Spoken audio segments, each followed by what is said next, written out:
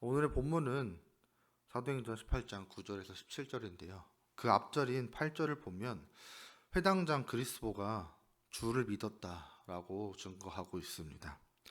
유대인의 회당의 회당장이 바울의 전도를 받아들이고 개종함으로써 유대인들은 자신들의 근간이 흔들리는 위기감을 받게 되었습니다. 그러자 바울도 당연히 다른 도시에서처럼 이곳 고린도에서도 박해를 받게 될 것임을 예감하였을 것입니다. 이때 주님께서 나타나셔서 환상 중에 말씀하십니다. 9절과 10절을 보면 두려워하지 말며 침묵하지 말고 말하라. 내가 너와 함께 있음에 어떤 사람도 너를 대적하여 해롭게 할 자가 없을 것이니 이는 이 성중에 내 백성이 많음이라 하시더라. 바울은 가는 곳마다 박해를 당함으로 복음을 전하다가 다른 지역으로 이동하는 것을 계속 반복했습니다. 그런데 바울에 대한 박해는 오히려 다른 도시의 복음을 전하는 수단이 되기도 했었습니다. 이곳 고린도에서는 하나님께서 구원하시기로 작정한 자들이 많아서 바울은 이곳에서 무려 1년 6개월이나 머물며 복음을 전하였습니다. 그러던 중 갈리오라고 하는 새로운 총독이 부임해 왔습니다. 유대인들은 이때를 맞춰 바울을 고소하였습니다. 그때 당시 대개 총독들은 새로운 임지에 오게 되면 자신의 관할 지역 백성으로부터 환심을 사고자 했습니다. 그래서 그들이 원하는 것을 들어주는 관례가 있었는데 유대인들은 그 점을 이용하여 바울을 처벌하고자 한 것입니다.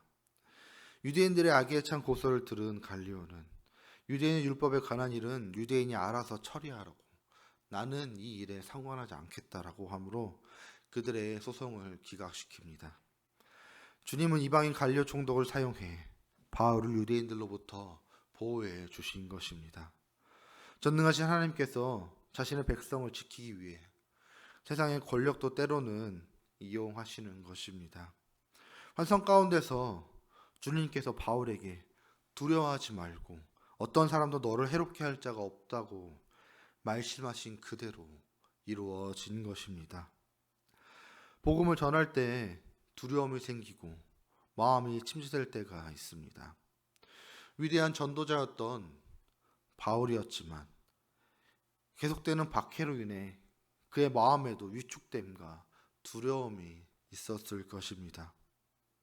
그렇게 회당장 그리스도가 개종했다는 그 사실은 너무나 놀랍고 기쁜 열매지만 한편으로는 그로 인해 바울이 겪어야 할 박해 또한 심해진다는 것을 바울은 짐작하여 알 수 있었을 것입니다. 그런 중에 주님께서는 바울의 마음을 아시고 환상 중에 용기를 주시는 말씀을 주신 것입니다. 그 말씀을 들었을 때 바울의 마음이 얼마나 기쁘고 안심되었을지 우리는 다 알 수 있습니다. 바울이 수많은 박해 속에서도 선교의 여정을 걸어갈 수 있었던 것은 주님의 이끄심을 믿고 의지하였기 때문입니다. 아무리 힘들고 어려울지라도 하나님께서 선하게 인도하신다는 그 사실을 믿고 나아갔습니다. 하나님께서 인도하신 대로 순종하다가 살다 보면 나중에는 그 결과를 보며 하나님께 감사의 찬양을 올릴 수 있겠구나 라는 믿음이 그의 안에 있었던 것입니다. 우리 또한 이러한 바울처럼 주님의 인도하심에 우리의 삶을 맡겼으면 좋겠습니다. 우리의 삶의 과정이 어렵고 힘들지라도 그 과정마다 주님께서 함께 하시며 지키시고 돌보실 것입니다. 주님께서는 분명히 자신의 백성을 늘 언제나 지켜보고 계시며 그 마음을 알고 계시며 언제나 함께 하신다고 하셨습니다. 그러니 우리가 그것을 믿고 주님의 인도하심대로 삶을 살아가기를 원합니다.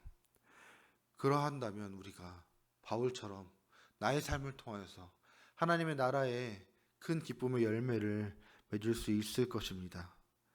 우리의 삶을 언제나 선한 길로 인도하시는 그 주님의 인도하심과 우리들을 언제나 지켜보시는 주님의 보살피심을 의지하며 삶을 살아가는 저와 여러분이 되기를 소망합니다.